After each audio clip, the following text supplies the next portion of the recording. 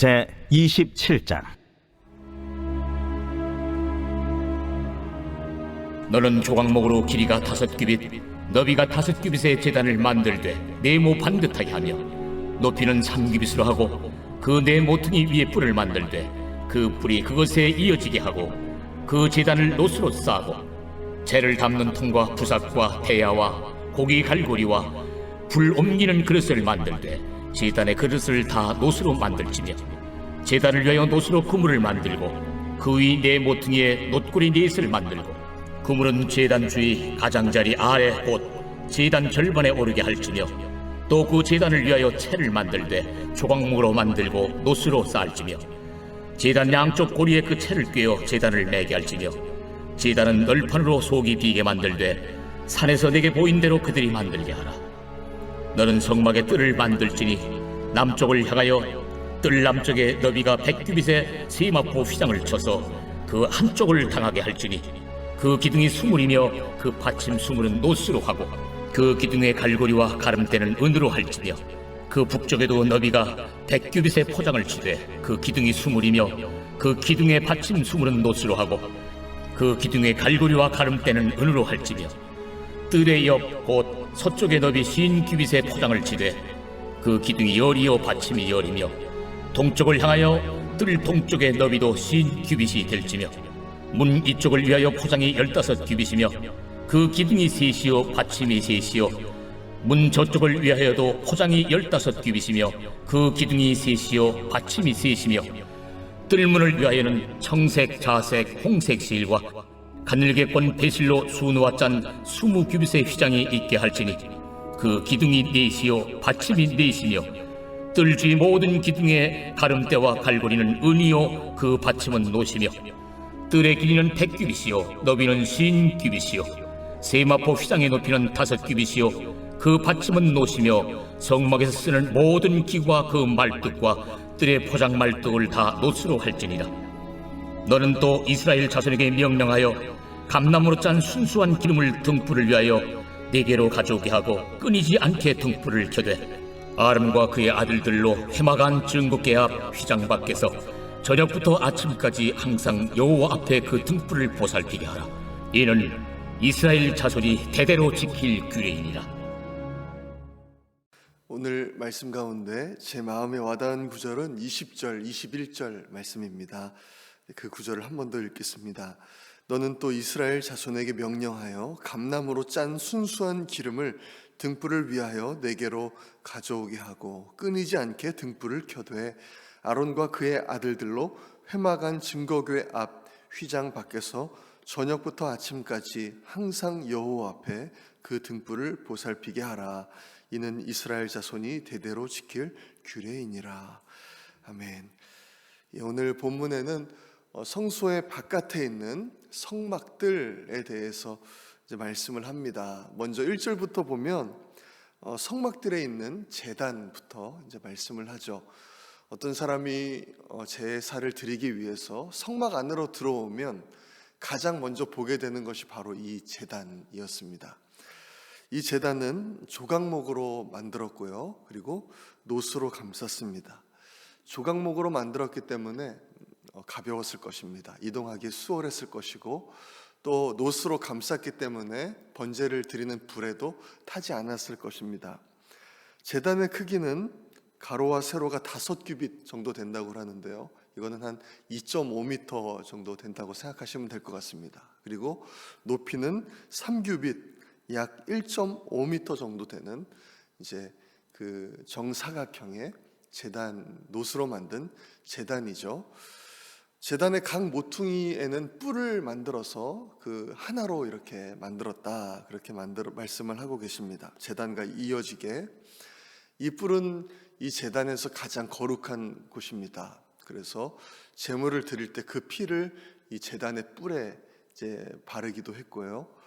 또 어떤 경우에 어떤 사람이 범죄를 저질렀을 때 이 사람이 성막으로 들어와서 이 제단의 뿔을 잡으면 이제 그 사람을 죽일 수 없는 조항도 이제 하나님께서 말씀을 하십니다.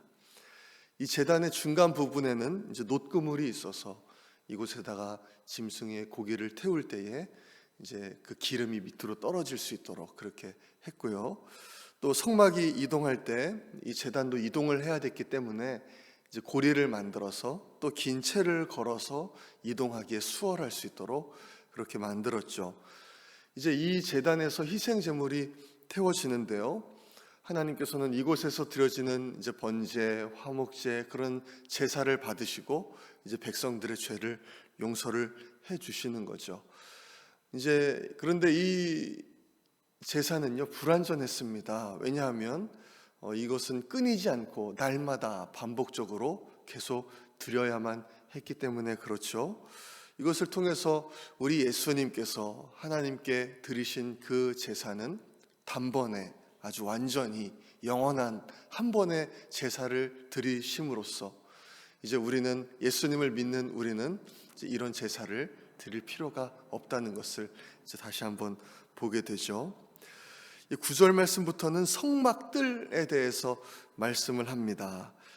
성막들의 크기를 18절 말씀을 보니까요, 길이는 100규빗이고 너비는 50규빗이다 그렇게 말씀하죠. 이 성막들의 전체 크기는 대략적으로 미터로 계산을 하면 길이가 50m, 너비는 25m 되는 이제 직사각형의 모형입니다. 50m, 25m니까 꽤 어느 정도 크기가 있는 것이죠. 여기 안에 이제 성소가 있고 또 아주 작은 부분으로 또 지성소가 또 연결되어 있습니다. 그러니까 이 성막에서 대부분의 위치를 차지하는 곳은 바로 이 성막들이었습니다. 가로 50, 세로 25m, 그리고 그 아주 조그만 부분의 성소 한 15평 정도 된다고 합니다. 성소와 지성소의 크기가요. 이 성막의 뜰은 이제 주위를 둘러가면서 놋기둥을 이제 박아서 세워서 이제 울타리를 삼게 됩니다. 그리고 그 기둥마다 이제 휘장을 쳐서 세마포 휘장을 쳐서 가렸다고 말씀을 합니다. 그 세마포 휘장의 높이가 5규빗이라고 하니까요, 한 2.5m 정도 된다고 합니다. 그러니까 밖에서는 이 성막을 볼 수가 없는 거죠. 이 2.5m 높이가 되는 휘장으로 다 가려져 있으니까요, 안을 볼 수가 없는 겁니다. 그리고 이제 동쪽에, 이 성막의 동쪽에는 출입문을 만들어서 오직 이 문으로만 이제 들어올 수 있게 했습니다. 그래서 어떤 사람이 성막으로 들어오려면 그 문을 딱 열고 들어오면 바로 앞에 제단이 보이고 또 그 바로 뒤에 물두멍이 보이고 그리고 그 뒤로 이제 성소가 이제 보이게 됩니다. 그렇지만 일반 백성들은요, 이스라엘 일반 백성들은 성소에만 들어올 수 있었고 성막의 뜰에만 들어올 수 있었고 성소에는 들어올 수가 없었습니다. 오직 제사장만이, 이제 성소부터는 제사장만 들어갈 수 있었죠. 그렇지만 일반 백성들은 성막의 뜰에 있는 이 제단에 이제 짐승들을 데리고 와서 그들에게 안수하고 그들을 잡아서 하나님께 제사를 드리는 그것까지는 이제 할 수가 있었던 것이죠. 당시에 제사 그리고 또 성막의 뜰, 그 제사를 드리는 모습들을 생각해 보면 하나님께 경건하게 예배를 드리거나 아니면 조용히 묵상을 하거나 그런 것과는 거리가 아주 멀었을 것입니다. 이제 그곳에 많은 짐승들, 사람들이 짐승들을 데리고 와서 이제 죽이고 각을 뜨고 그러는 아주 짐승들의 울부짖는 소리, 난리도 아니었을 것 같아요. 피 냄새, 또 고기들을 태우는 그 냄새, 기름 냄새, 그런 것들이 아주 엉켜서 정말 그런 현장이 되었을 것입니다. 이 모든 것들은요, 성막 밖에서는 전혀 알 수가 없는 것이죠. 경험할 수가 없는 것입니다. 오직 성막 안으로만 들어와야 그곳에서 무슨 일이 일어나고 있는지, 또 이제 제사가 무엇인지, 내 죄가 얼마나 처참한지, 내 죄 때문에 이 죄 없는 짐승이 나 대신에 죽어야 하는지, 그것을 이제 제사를 드리는 사람이 직접 죽이고 각을 뜨면서 그런 것들을 다 경험하게 되는 거죠. 내가 줄 수밖에 없었는데 나 때문에 이 짐승이 죽는구나. 그러면서 하나님은 이 짐승에게 내 죄를 전가시키셔서 나를 용서시켜 주시는구나. 내가 다시 거룩하게 되었구나. 이 모든 것들은 이제 성막 안에서만 경험이 되는 것입니다. 현대 시대에도요, 많은 사람들이 교회를 잘 모르면서 얼마나 욕하고 있습니까? 그렇지만 이 교회에 있는 하나님의 은혜와 긍휼, 사랑, 이런 것들은 사실 교회 안에 와야지만 우리가 모든 사람이 알 수 있는 것이죠. 그래서 우리는 최대한 많은 사람들에게 복음을 전하고 또 교회로 인도해야 될 줄로 믿습니다. 오늘 본문의 마지막 20절, 21절은 성소 안에 등불을 켜는 것에 대해서 이제 말씀을 하시죠. 전반부에서 성막의 뜰에 대해서 말씀을 하시다가 이제 다시 20절, 21절부터는 다시 성소로 들어가게 됩니다. 제사장이 해야 될 일들을 이제 기록이 되어 있는데요. 이 당시에는 성경이 이제 장절로 구분이 되어 있지 않았습니다. 그래서 왜 이렇게 끊어져 있나 그것은 잘 모르겠지만 이제 오늘 본문 20절부터는 이제 제사장으로 이제 시작이 됩니다. 그래서 몇 장 동안은 제사장의 규례, 제사장이 해야 될 것들, 제사장의 의복, 그런 것들에 대해서 이제 쭉 나오는데요. 바로 20절부터가 그 시작이죠. 제사장이 해야 될 일들 중에서 하나님께서 가장 먼저 말씀하신 것은요, 성소에 그 하나님 앞에 그 등불이 꺼지지 않도록 잘 관리하는 것, 그것이었습니다. 그것이 제사장의 가장 중요한 임무 중에 하나였죠. 그래서 제사장은요, 감나무로 짠 순수한 기름을 이제 백성들로부터 잘 받아서 준비를 해야 했었고, 그리고 또 그 등불이 꺼지지 않도록 그것을 잘 관리하고 기름을 잘 공급하는 역할을 해야만 했습니다.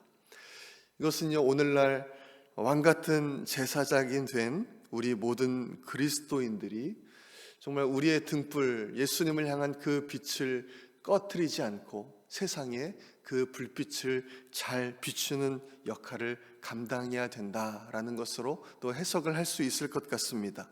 우리를 통해서 사람들이 그 예수님의 빛을 볼 수 있도록, 그 빛이 꺼지지 않도록 우리가 그것을 잘 관리하고 유지해야 하는 것이죠.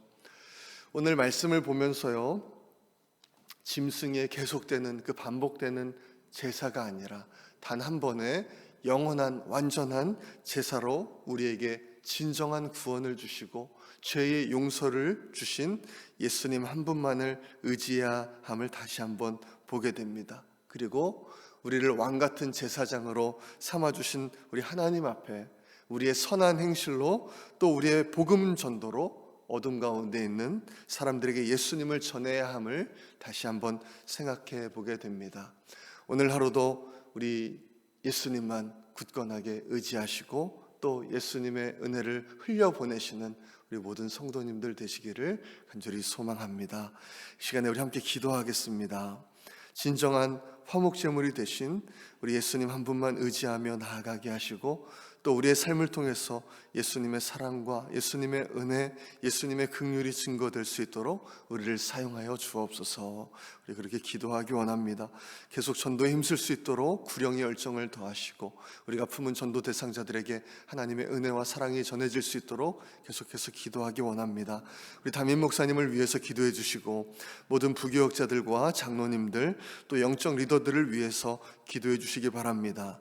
오늘은 세계 선교를 위해서 오세아니아와 아시아 선교를 위해서 기도합니다. 특별히 호주의 한진구 최현실 선교사님, 일본 마크앤 레이첼 선교사님, 일본 히로시마 교회의 이상원 장미숙 선교사님, OMS 선교회의 최춘호 선교사님을 위해서 기도하겠습니다. 어려움 가운데 있는 성도님들과 환우들을 위해서 기도해 주시고 또 오늘 오전에 있을 고 임기숙 권사님의 하간 예배를 위해서 모든 장례 절차 가운데 하나님의 은혜가 풍성하도록 유가족들을 위로해 주시도록 기도해 주시기 바랍니다. 또 우리 각자의 기도 제목들을 놓고 우리 주여 한번 외치고 기도하겠습니다. 주여.